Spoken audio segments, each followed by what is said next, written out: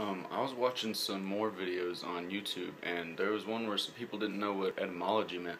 So I figured that's something important that people should know, and I don't know who all doesn't know, because I just figured everyone knew. So maybe there's some kids that just aren't picking it up in school. So etymology, whenever you put two words together. I mean, no, not two words. Take that, like Greek words, like the ancient Greek. Like if you take geo and metri, you put them together.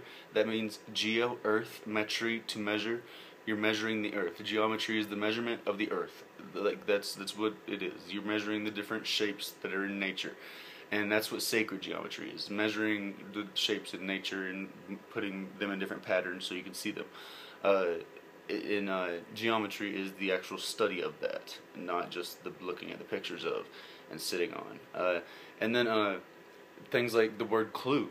Did you know that in ancient Greek the word clue just meant ball of yarn until if you've heard of the labyrinth and the Minotaur, the guy went in with the ball of yarn and then he followed it back out. That's where we get the word clue, because he followed the ball of yarn to get back out of the maze. So he used it as a clue, and then that's just what a ball of yarn was called, was a clue, and then now we use that as a word for all clues.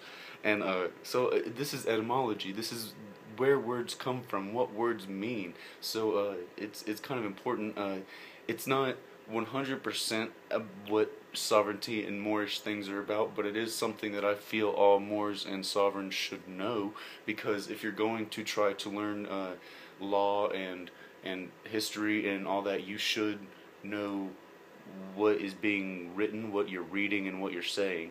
So just wanted to get that out there. That's what etymology is. It is where the word comes from. The Latin root or the Greek root is Latin. Usually is it's some of them are even like French though. Like it's like English that we speak now is a mixture of Old English and French. Old English is like the ye and art thou. Like that's English. That's real English. What we speak now is a mix of French and English. So it's language is strange, and if you look into it, you can figure out what it all means.